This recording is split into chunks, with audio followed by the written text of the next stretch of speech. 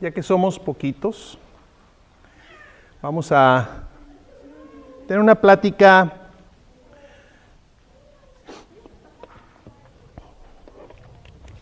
el martes pasado. Estudiamos sobre la iglesia, qué es la iglesia. Ahora quiero dar un repaso sobre eso para quienes no estuvieron ahí y adelantar un poco más sobre lo que es la iglesia y cuál es nuestro lugar en la iglesia. Mateo 16, versos 15 al 18. Dice la Escritura: viniendo Jesús a la región de Cesarea de Filipo, preguntó a sus discípulos diciendo: ¿quién dicen los hombres que es el Hijo del Hombre? Ellos dijeron, unos Juan el Bautista, otros Elías, otros Jeremías o algunos de los profetas. Él les dijo: ¿y vosotros quién decís que soy yo? Respondiendo Simón Pedro dijo: tú eres el Cristo, el Hijo del Dios viviente. Entonces le respondió Jesús: bienaventurado eres, Simón, hijo de Jonás, porque no te lo reveló carne ni sangre, sino mi Padre que está en los cielos. Y yo también te digo que tú eres Pedro, y sobre esta roca edificaré mi iglesia, y las puertas del Hades no prevalecerán contra ella. Jesús prometió establecer su iglesia. Jesús prometió que tal iglesia permanecería a través de las edades. Tanto que en el último capítulo de Mateo, Jesús, cuando asciende al cielo, les dice a sus discípulos que va a regresar. Les da la gran comisión y los ángeles que aparecen al lado de los discípulos le dicen que están mirando al cielo. Este mismo Jesús que ha sido tomado de ustedes al cielo, así vendrá otra vez, como le habéis visto ir. Jesús prometió regresar por esa iglesia que Él había establecido. Por lo cual, no importa qué es lo que pase, desde que Él estableció esa iglesia hasta que Él regrese por ella, no importa lo que pase en medio, la iglesia va a permanecer hasta su venida. Cuando hablamos de la iglesia en esta capacidad, estamos hablando de la iglesia universal de Jesucristo. No estamos hablando de ningún lugar específico en la tierra, ninguna ciudad, ninguna colonia, ningún templo, ninguna congregación específica. Estamos hablando de toda la iglesia que está compuesta por todos los que fueron llamados por Jesús para la salvación desde el primer día hasta que Él regrese. Todas esas almas redimidas por Jesús vienen a constituir la iglesia universal eterna, la cual en la Biblia se le llama la esposa de Cristo, el cuerpo de Cristo. Pero antes de seguir adelante, quiero detenerme aquí en este momento porque Jesús hace una pregunta a sus discípulos. Y la pregunta es: ¿quién soy yo para ustedes? Ya Jesús ha enseñado muchas lecciones, ha hablado, ha predicado, ha hecho muchos milagros, ha sanado enfermos, ha abierto los ojos a los ciegos, ha hecho caminar a los paralíticos. Muchas señales, así le llama la Escritura, señales. Y usted sabe lo que es una señal, ¿verdad? ¿Verdad que sí sabe lo que es una señal? La señal está allí para que le servirle a usted de que algo, lo que usted anda buscando, para allá va. Es una señal. Si usted anda buscando este edificio de reunión y le dan por señal, ahí donde está la esquina de la calle Fair Oak con la calle Oak Park, ahí le vas a dar vuelta. Entonces la señal es donde se juntan esas dos calles, ahí usted va a dar la vuelta. Es una señal. No quiere decir que cuando llegue ahí a la esquina ahí va a estar. No, esa es una señal solamente. Las señales que Jesús hizo, nosotros le llamamos milagros. Los milagros que Jesús hizo eran señales. Estaban apuntando a algo. Y Jesús quería saber si los discípulos habían logrado identificar el significado de las señales. Las señales apuntaban a algo. El hecho de que Jesús hubiera podido calmar la tempestad en medio del mar de Galilea, solamente con decirle a los vientos, deténganse, y decirle al mar, cálmate, y que el viento le obedeciera. Eso era una señal. Los discípulos que presenciaron esa señal debieron haber entendido algo acerca de Jesús. Cuando tocaba los ojos de los ciegos y los ciegos, aún habiendo nacido ciegos, eran sanados del momento. Ese milagro era un milagro para el ciego, pero era una señal para todos los que estaban ahí mirando. Que les estaba diciendo que Jesús era alguien y tenían que usar esa señal para identificar quién era Jesús. Por lo cual Jesús se detiene y les pregunta a sus discípulos, a los que han estado con Él, a los que han andado con Él, les pregunta, ¿quién soy yo para ustedes? Y la respuesta del apóstol San Pedro, porque nadie más le respondió, todos quedaron calladitos, así como cuando hacen una pregunta en la escuela. Pedro responde y dice, tú eres el Cristo, el Hijo del Dios viviente. Tú eres el Cristo. Y lo mencionábamos el martes pasado en la clase. Cristo no es el segundo nombre de Jesús, no es el apellido de Jesús, no es el apodo de Jesús. Jesús, el Cristo. Y les ponía yo como ejemplo a el presidente Obama. Si decimos Barack Obama, ¿quién es él? La respuesta es, él es el presidente de los Estados Unidos. No hay tres presidentes para decir es uno de los tres. Nomás hay un presidente. Y resulta ser que este señor que se llama Barack Obama es el presidente. El presidente es un título por el oficio que él tiene. El Cristo es un título.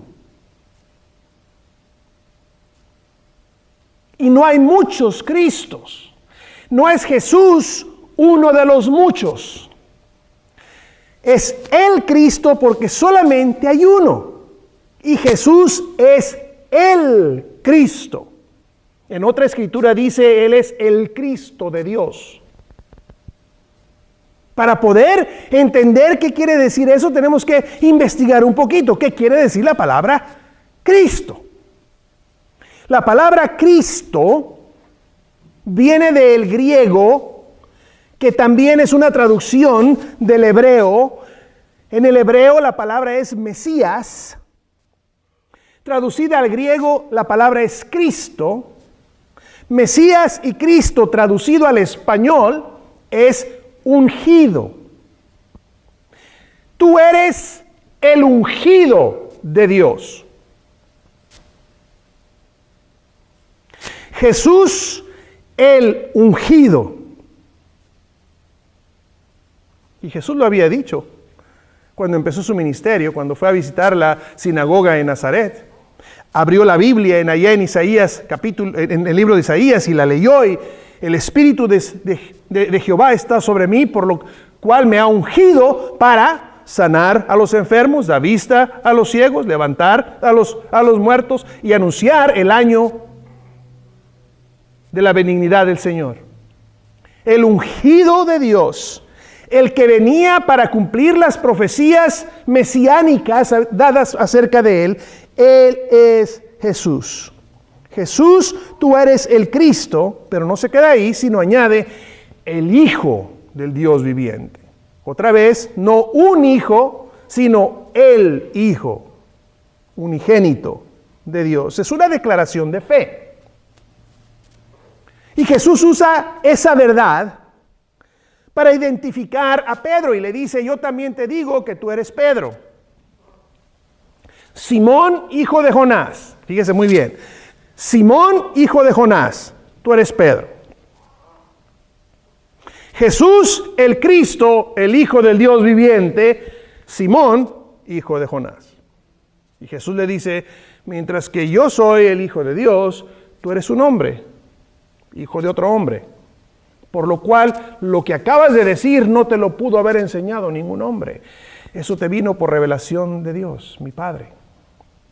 Abriste tu corazón en fe, Dios reveló la identidad mía, y sobre esta verdad de la identidad de quién es Jesús, esa roca, Jesús, es donde la iglesia es establecida.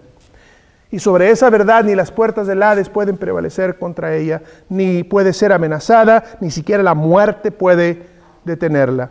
La iglesia universal de la cual Jesús es cabeza, esposo y salvador, es en todos los tiempos, en todos los lugares, a través de toda la historia, la iglesia que Jesús estableció. Ahora, en Mateo 18, verso 20, Jesús dice, donde estén 2 o 3 congregados en mi nombre, ahí estoy yo en medio de ellos. Donde estén 2 o 3 congregados, ahí estoy yo en medio de ellos. ¿Cómo puede el enemigo entonces acabar con esta iglesia? Si donde quiera en el mundo, donde haya 2 o 3, esa es la iglesia ya. Ahí hay una iglesia y ahí Cristo está en medio de ella. La maravilla de la iglesia local. Ahora no hablemos de la iglesia universal, ahora hablamos de la iglesia local. Donde 2 o 3 estén congregados, ahí está la iglesia representada. No necesita catedrales, no necesita lugares santos, no necesita centros religiosos. Donde estén 2 o 3, ¿en dónde? En una casa, en un café, en un parque, en un avión, en un tren, en un carro. Si van 2 o 3 en un carro de viaje y en ese carro empiezan a orar, empiezan a cantar, empiezan a adorar a Dios, lo están haciendo en nombre de Cristo. Ahí está Él. Esa es mi iglesia, va en ese carro. ¿Cómo puede el enemigo detener esto?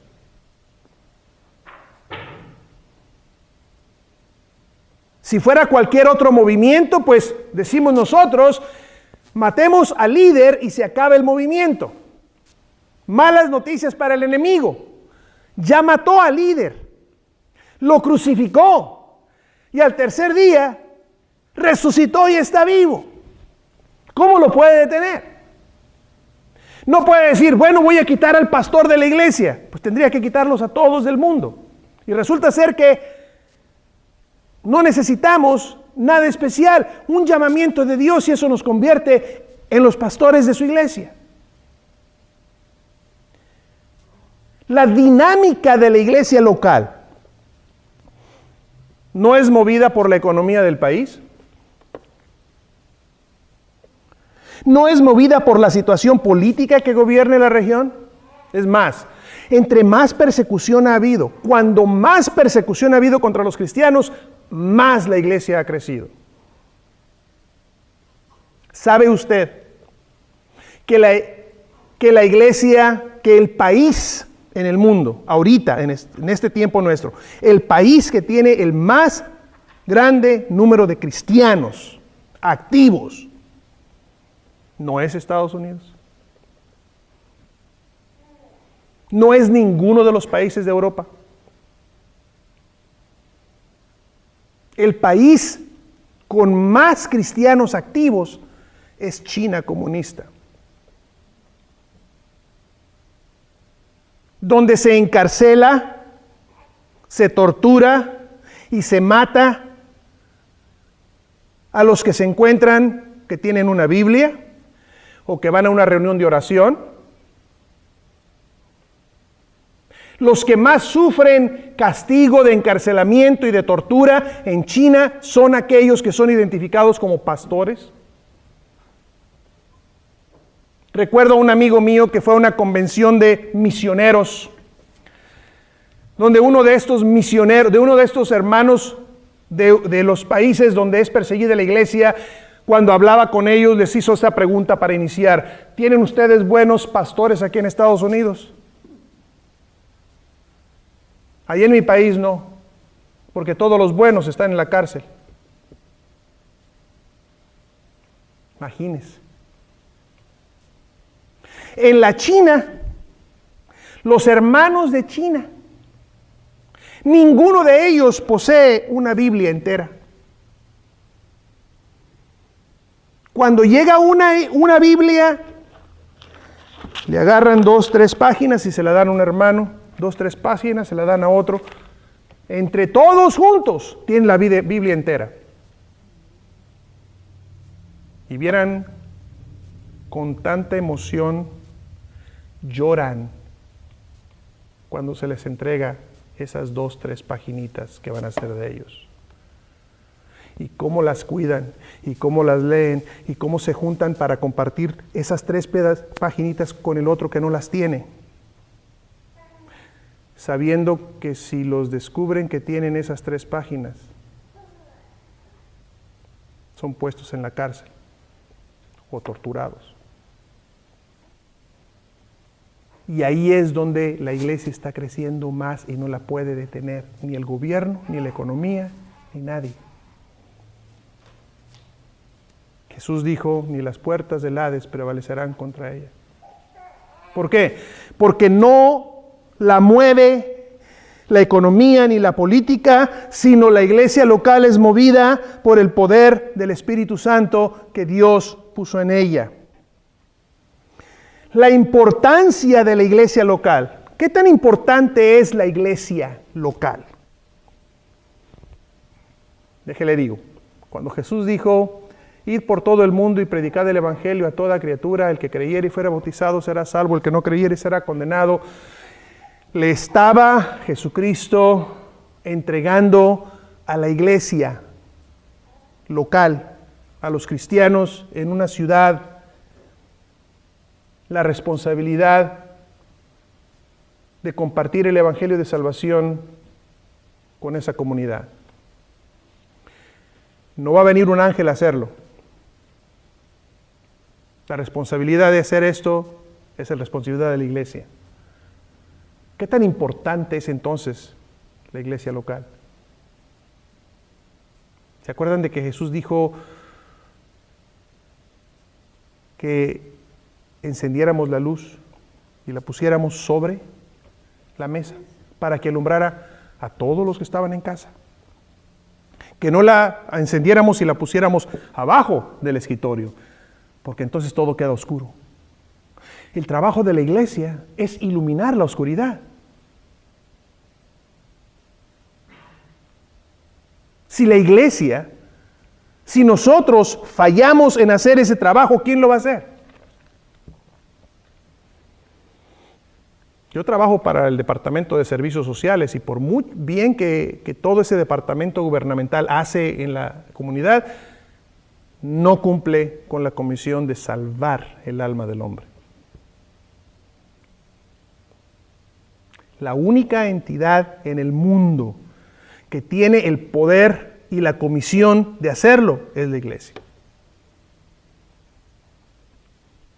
La presencia visible del reino de Dios se hace visible a través de la iglesia.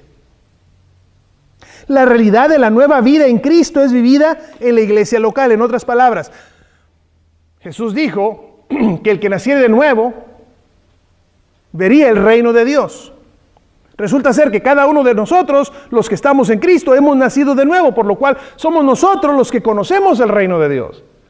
A través de nosotros es que ese reino de Dios va a ser manifiesto a los que no lo conocen.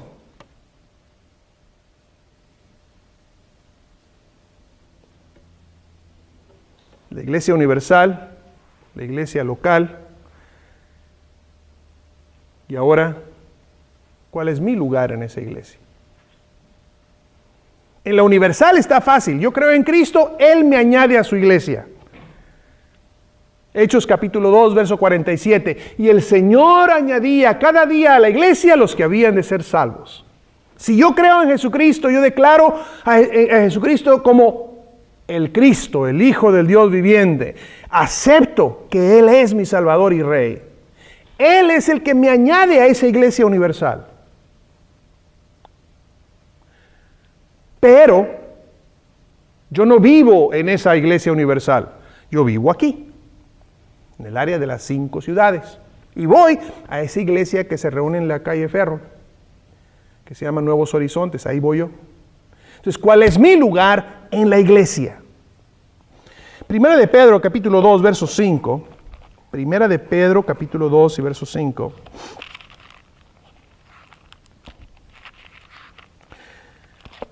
El apóstol San Pedro Y esto lo mencionamos la clase del martes, porque ustedes han de haber escuchado por ahí que hay quienes dicen que cuando Jesús dijo a Pedro, sobre esta roca edificaré mi iglesia, se refería a Pedro, y que Pedro era la roca, y que la iglesia fue fundada sobre Pedro, y que por esa razón Pedro vino a ser el primer papa de la iglesia.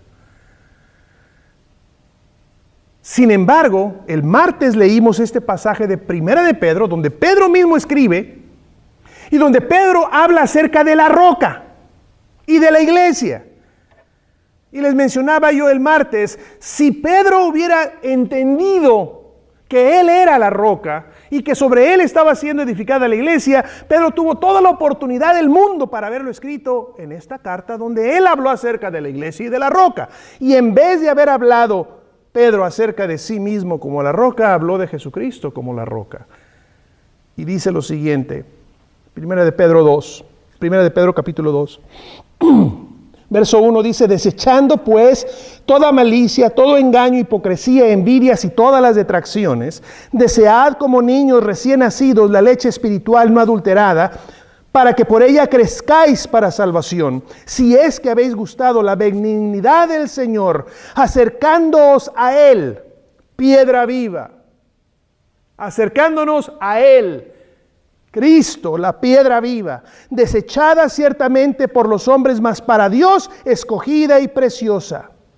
Vosotros también, como piedras vivas, sed edificados como casa espiritual y sacerdocio santo para ofrecer sacrificios espirituales aceptables a Dios por medio de Jesucristo.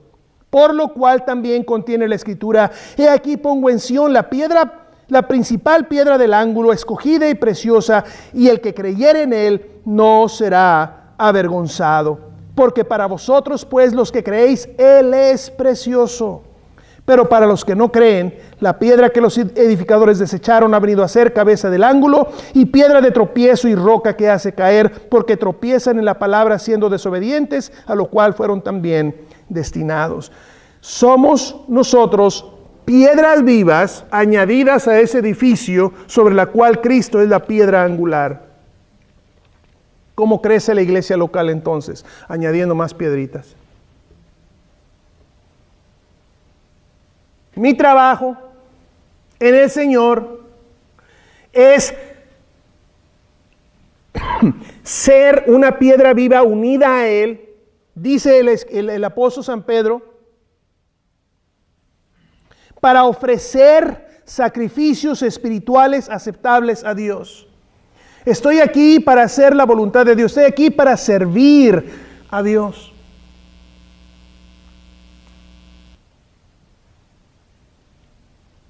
A veces pasamos por ahí en nuestro carro por otras iglesias y vemos, qué bonita, qué grande. ¿Nunca se ha preguntado cómo es que empezó esa iglesia? Hace 30, 40, 50 años. No empezó así grandota y bonita.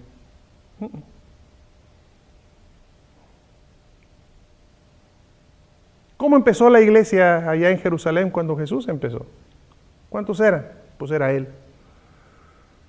Luego pasó por donde estaba Pedro y Santiago y yo los haré pescadores de hombres. Se llevó a 2, ya eran 3. Luego se encontró con Juan y su hermano y vénganse, ya eran 5. Y así es como empezó. Ahorita, millones y millones de iglesia mundial. ¿Cómo es que va a crecer? Nosotros compartiendo la vida de Cristo con los demás, hablando con las personas que conocemos y diciéndoles, ¿sabes qué?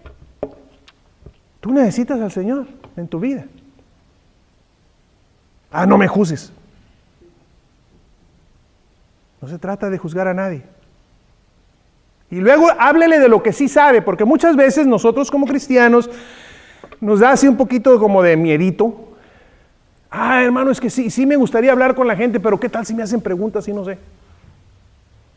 ¿Qué tal si me preguntan algo y pues no sé yo? Déjale digo 2 cosas. Número 1, hay una manera para dejar de no saber, y eso es estudiando. Es que le invito a que poco a poquito empiece a estudiar la Biblia para que el no saber pues se haga más poquito de lo que sí sabe. Pero por segundo, lo que sí quiero hacer énfasis aquí es que de lo que Jesús nos ha pedido que hablemos es de lo que sí sabemos. Jesús no nos está pidiendo que vayamos y expliquemos el significado del libro de Apocalipsis a nadie. Nos está pidiendo que hablemos de lo que sí sabemos. ¿Qué es lo que sí sabe usted? Que usted antes de Cristo no tenía esperanza, no tenía vida eterna, no tenía relación con Dios. Eso sí lo sabe. ¿Cómo es que vino usted a tener relación con Dios? ¿Cómo es que vino usted a conocer la vida eterna? Pues Jesús. Jesús que murió en la cruz por mí, resucitó al tercer día. Yo abrí mi corazón y Él perdonó mi pecado. Me dio una nueva vida. ¿Eso sí lo sabe? Eso sí puede compartir. Me acuerdo de los primeros discípulos de Jesús. Apenitas Jesús lo había invitado a que lo siguiera y él fue e invitó a su amigo. Y fue con su amigo Natanael y le dijo, ven, creo que hemos encontrado al Cristo. Fíjese lo que dijo. Creo que hemos encontrado al Cristo. Ni siquiera sabía mucho. Creo que encontramos al Cristo. Y Natanael le responde, de Nazaret puede salir algo bueno. Y la respuesta del amigo que lo invitaba fue, pues tú ven y ve. Es todo. Tú ven y ve. Y Natanael se convirtió en uno de los apóstoles de Jesús. Porque vino y miró.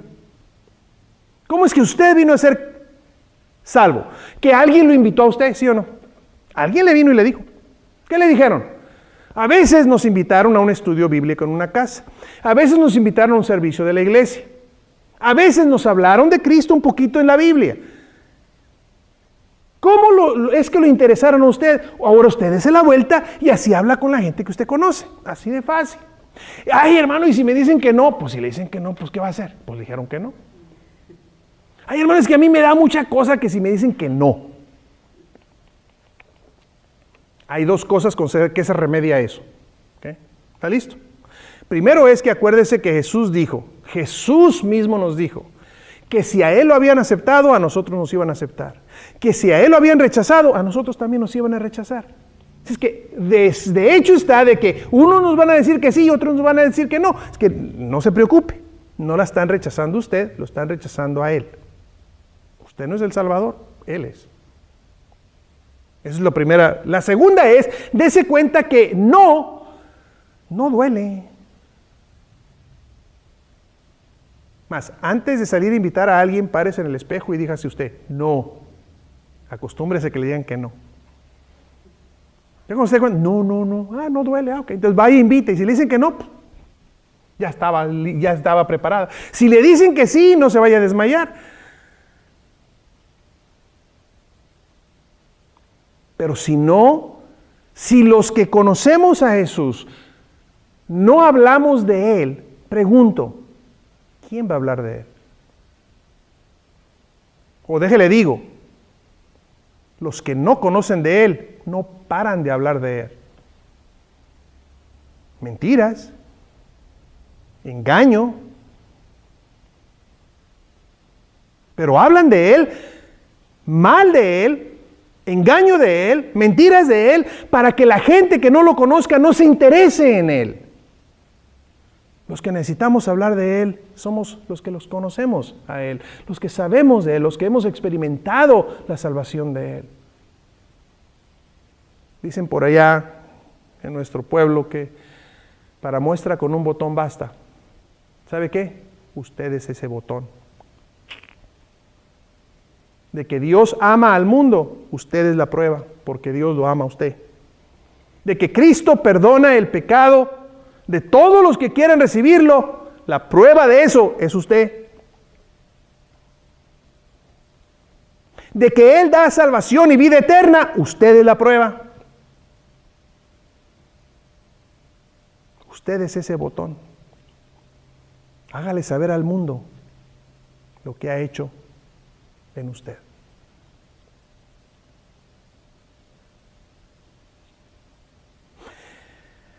En Hebreos 10, verso 23 al 25, leamos ese pasaje, porque es muy interesante. Mantengamos firme, sin fluctuar, la profesión de nuestra esperanza, porque fiel es el que prometió. Y considerémonos unos a otros para estimularnos al amor y a las buenas obras, no dejando de congregarnos como algunos tienen por costumbre, sino exhortándonos, y tanto más cuanto veis que aquel día se acerca. Primero, mantengan firme su fe. Segundo, como iglesia, el asunto de estar juntos en iglesia es para estimularnos unos a los otros, para animarnos unos a los otros a seguir adelante. Que si uno anda ahí medio débil, pues usted más fuerte, ayúdelo a que agarre fuerza. Que si uno anda medio desanimado, usted que anda con todo el fuego del Señor, vaya y péguesele para que, no para que se enfríe usted, sino para que se caliente el otro.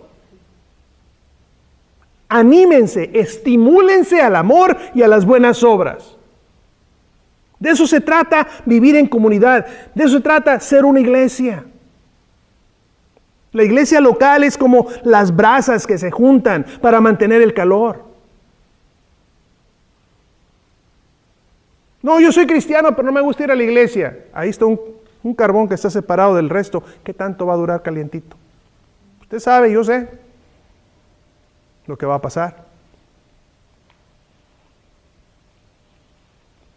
Por eso dice el verso 25, no dejando de congregarnos.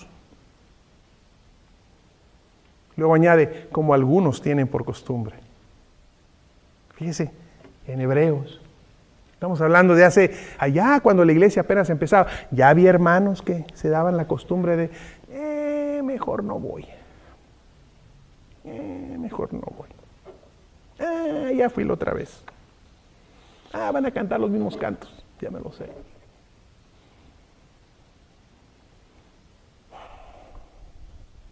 Un compromiso en la iglesia local. Asistir, congregarse, ser constante, para tener y entablar una relación con mis hermanos y con mis hermanas. Ahí en mi casa, yo tengo un montón de hijos, son muchos. Pues sabe una cosa, ninguno se llama al otro como, hey, tú. Todos se llaman por nombre. ¿Sabe por qué? Porque se conocen, porque son familia, porque son hermanos. Pero venimos a la iglesia y decimos que somos hermanos y hermanas y no sabemos el nombre de nadie, porque no nos conocemos.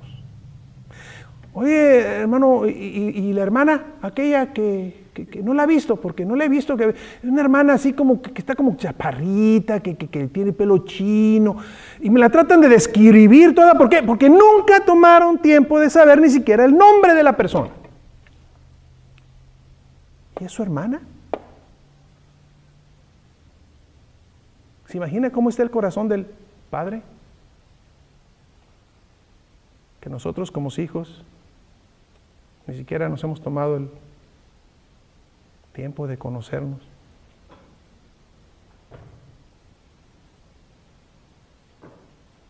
Para tener relación como hermanos, para poder animarnos unos a los otros. ¿De qué le digo?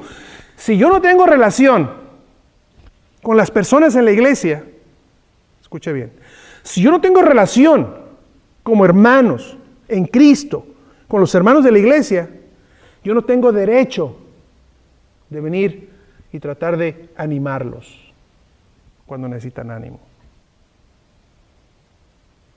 No va a parar en esa casa de ellos. No, pues vengo a animarlo, hermano, porque ya tiene tiempo que usted pues anda medio desanimadón, pues vengo a animarlo. ¿No? ¿Sí? Y apenas se dio cuenta. Tengo 3 años desanimado y usted apenas viene. Si no tengo relación con la persona, no tengo derecho de venir a tratar de animarlo. Digo así entre comillas porque muchas veces nuestras animadas no son más que desanimadas. Orar unos por otros, ¿cómo? Si no nos conocemos, pues no sabemos qué necesitamos. Yo quisiera orar por el hermano, pero pues ni el nombre sé, ni sé qué necesitan. ¿Cómo puedo orar por ellos? ¿Qué voy a pedir? Hoy he pedido lo mismo. Bendícelos, Dios. No, pues bendecidos ya están. Ya tienen vida eterna, ya están bendecidos. ¿Pero qué voy a pedir si no los conozco, si no tengo relación con ellos?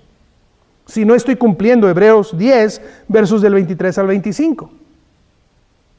Necesito invertir en esta iglesia local, de mí. Invertir mi talento.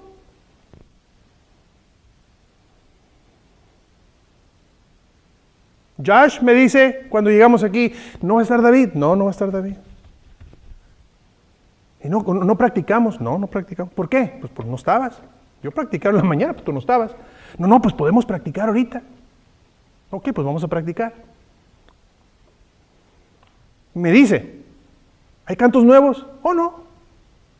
Entonces vamos a, y los cantamos todos. Y cantó el primero, pues ese ya se lo sabe, le dio la vuelta y vio en la cruz y dice, ese no me lo sé. Dijiste que no era nuevo. Dije, pues no es nuevo, ese canto es el más viejo de todos los que yo conozco. Dice, pero yo nunca lo había cantado. Pues ahí está.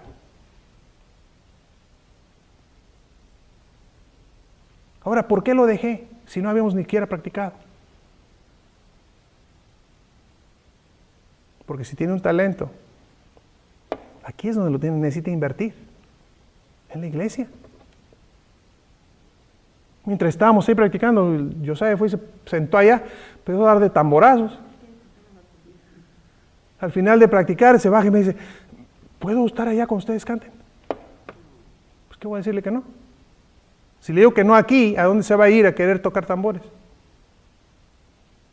Si no le enseño a invertir su talento aquí, lo va a ir a usar en otra parte. Pero como hijos de Dios, como cristianos que somos, como miembros de una iglesia local, aquí es donde necesitamos derramar nuestros talentos, nuestros dones, nuestro tiempo. Estamos hablando y anunciando del Harvest Festival que se acerca y que tenemos planeado es comprar 2,000 botellas de agua y regalar 2,000 botes de agua.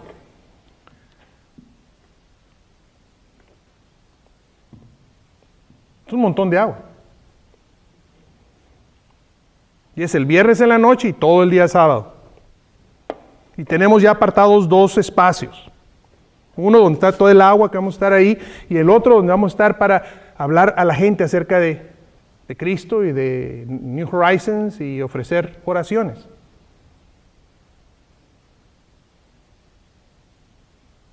Pero ese es un trabajo de la iglesia.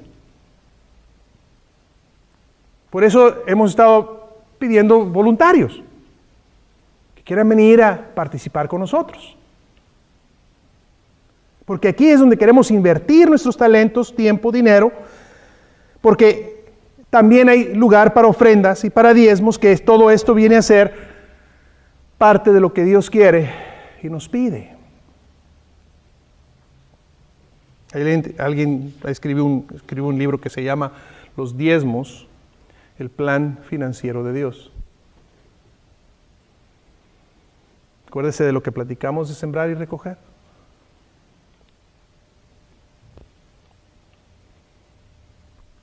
Para recoger hay que sembrar, para tener fruto hay que poner en la tierra la semilla que dé el fruto. La iglesia de Cristo, la iglesia que Él estableció, de la cual Él es cabeza, Él es su Salvador, Él es su Señor, Él es el esposo, Él es quien ama a esa iglesia y Él es quien va a regresar por ella. Nuestro trabajo es estar preparados. Nuestro trabajo es hacer lo que Él nos pidió hacer y estar preparados cuando Él regrese. ¿Qué tal si se tarda mucho?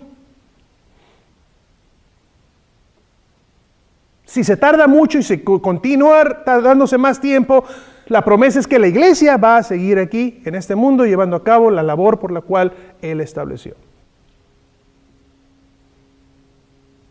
¿Malas noticias? Sí, siempre hay malas noticias. En todas partes hay malas noticias.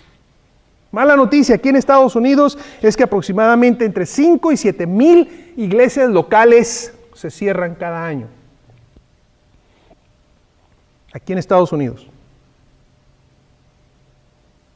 En cada año, de 5,000 a 7,000 iglesias locales se cierran.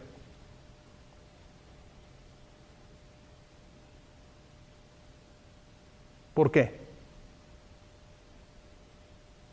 Porque los miembros de las iglesias locales dejaron de entender la razón por la cual estábamos ahí. ¿Cuál es la razón por la cual estamos aquí como iglesia local? Número uno, agradar a Él. Es número uno. No se trata de mí, no se trata de ninguno de nosotros, se trata de Él. Seguirlo a Él, servirlo a Él, glorificarlo a Él. Segundo, amarnos unos a los otros. ¿No fue eso lo que Jesús dijo? Un mandamiento nuevo os doy, que os améis unos a otros. ¿Cómo? Como yo los he amado.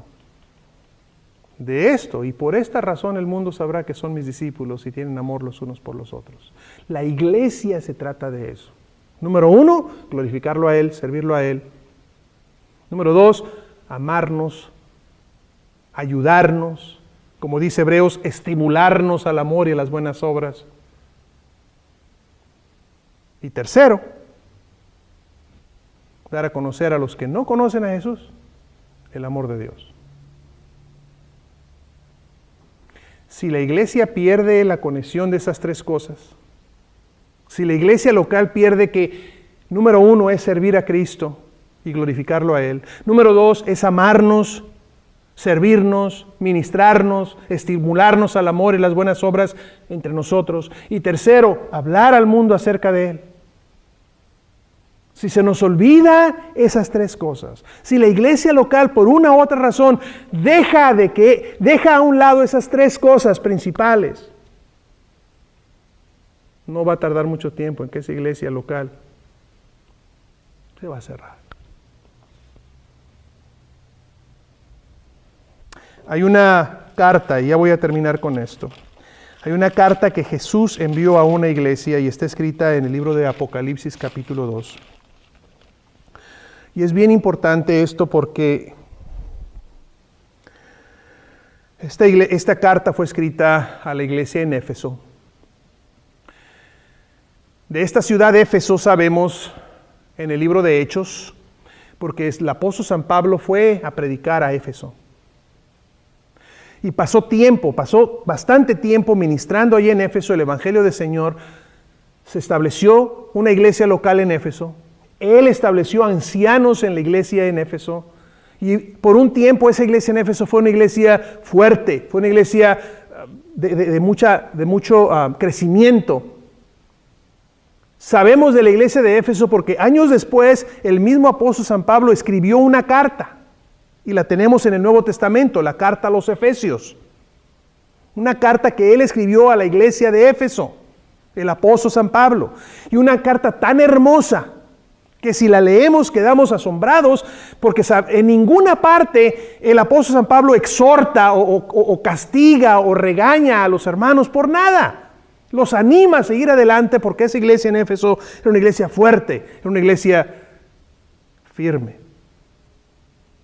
Pero cuando llega el libro de Apocalipsis a ser escrito por el apóstol San Juan, han pasado aproximadamente unos 40, 50 años después de que esa iglesia fue establecida. Y lo que Jesucristo le tiene que decir a esa iglesia es muy diferente. Escuche. Capítulo 2 de Apocalipsis, verso 1. Escribe al ángel de la iglesia en Éfeso, el que tiene las 7 estrellas en su diestra, el que anda en medio de los 7 candeleros de oro, dice esto: yo conozco tus obras y tu arduo trabajo y paciencia, y que no puedes soportar a los malos y has probado a los que se dicen ser profetas y no lo son, y los has hallado mentirosos. Y has sufrido, y has tenido paciencia, y has trabajado arduamente por amor de mi nombre, y no has desmayado. Puras cosas buenas. Pero Jesús añade: pero tengo contra ti que has dejado tu primer amor. Tenían muchas cosas buenas, pero se les había olvidado una: el primer amor. ¿Cuál es el primer amor de la iglesia? ¿Cuál debiera ser el primer amor de una esposa? Pues el esposo. ¿Quién es el esposo de la iglesia? Cristo. ¿Cómo es posible que la iglesia se centrara en hacer muchas cosas y se les haya olvidado el amor a Cristo?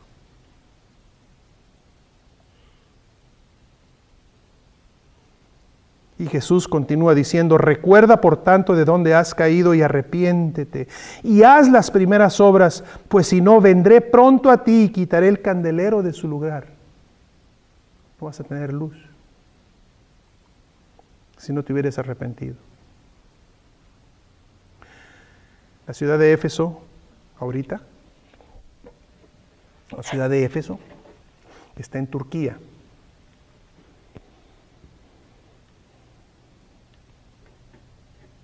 Hay templos musulmanes ahí. No hay iglesia en Éfeso.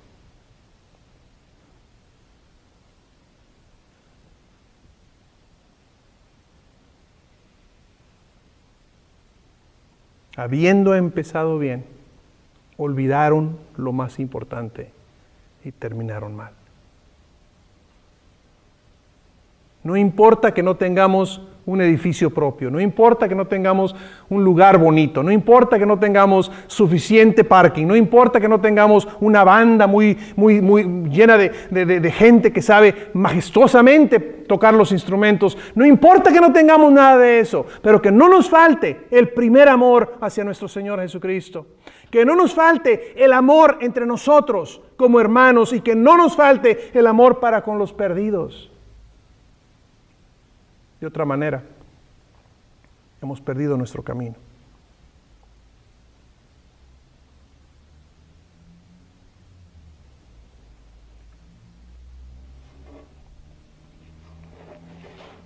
¿Cuál es mi parte en esa iglesia?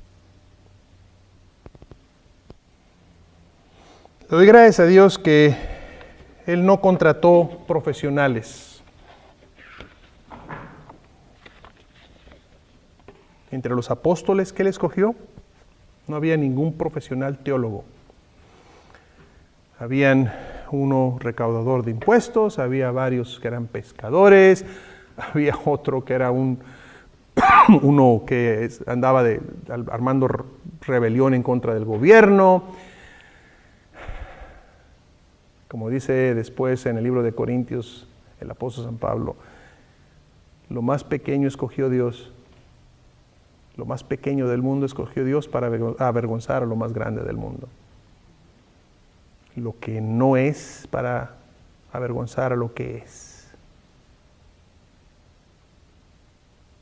Porque no se trata de nosotros.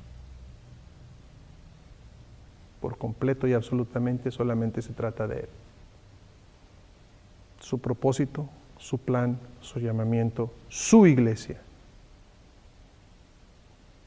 Usted y yo, como piedras vivas, añadidos a esa iglesia, para dar gloria a ese Señor que nos salvó.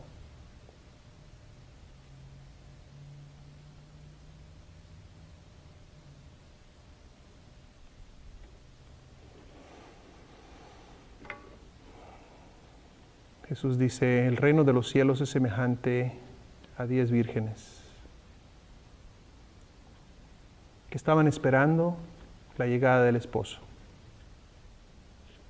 5 vírgenes eran sabias y 5 vírgenes eran necias. Las 5 vírgenes sabias tomaron aceite en sus lámparas. Las necias tomaron la lámpara, pero no tomaron aceite extra, pensando iba a llegar pronto. Pero el esposo se tardaba en venir. Y viendo las necias que les faltaba aceite y la lámpara se les apagaba, le dijeron a las sabias, denos del aceite de ustedes para ponerle a la de nosotros, que no se nos vaya a acabar. Ellas dijeron, las sabias, no, porque si les damos a ustedes y él se tarda más, se les acaba a ustedes, se nos acaba a nosotros también. Vayan al mercado y compren. Y las 5 necias se fueron a buscar, a conseguir aceite fuera de la casa.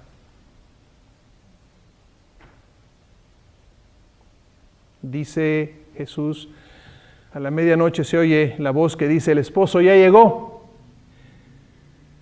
Y se levantan las sabias y tienen aceite y van al encuentro del esposo, y el esposo entra y hay una fiesta, cierran las puertas, todos contentos. Después llegan las otras corriendo. Déjanos entrar, nosotros también. Jesús dice, no los conozco. Haber estado adentro y luego salirse. ¿Por qué no mantener mejor nuestra llama encendida? ¿Y por qué no mantener suficiente aceite? Y usted sabe, la llama es la fe y el aceite es el Espíritu de Dios. En su propia fortaleza, su llama se va a acabar. Pero en el poder del Espíritu de Dios que mora en usted, esa llama va a permanecer, no importa qué pase. Y la iglesia necesita mantener la lámpara encendida. Y Jesús dice a la iglesia en Éfeso, si no se arrepienten, si no regresan a su primer amor, voy a venir y voy a quitar la lámpara de su lugar. No más luz. ¿De quién depende eso? Depende de mí. No puedo poner, depende de mí.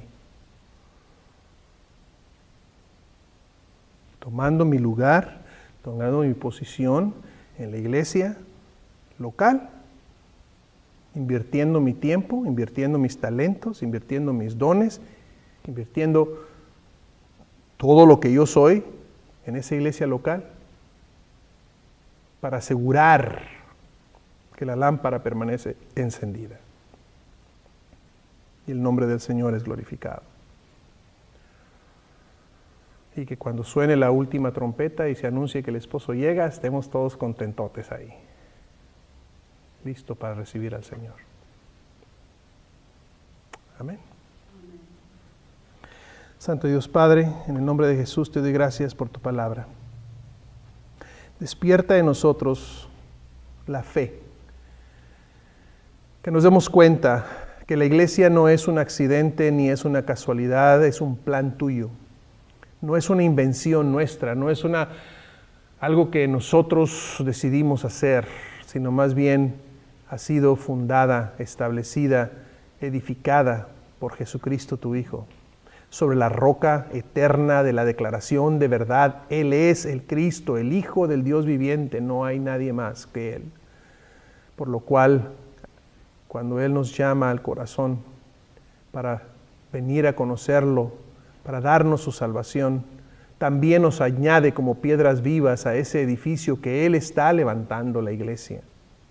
Pero nos coloca en un lugar, nos coloca en una congregación, en una iglesia local, donde allí, Señor, hemos de dar luz, hemos de alumbrar donde estemos, con los talentos que tú nos has dado, con los dones del Espíritu que nos has impartido, con el amor que tú nos has enseñado,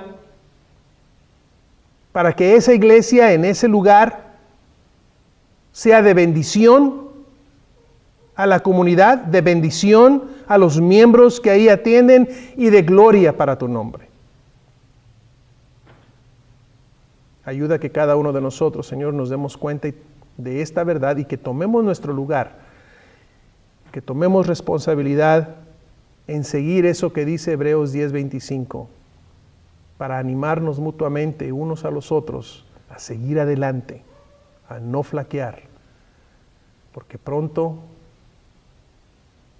se dará esa última llamada y se anunciará que el esposo está a la puerta y queremos estar listos para recibirlo. Nuestro Señor Jesús, en quien oramos y pedimos estas cosas. Amén. Y amén. Pues Dios me los bendiga.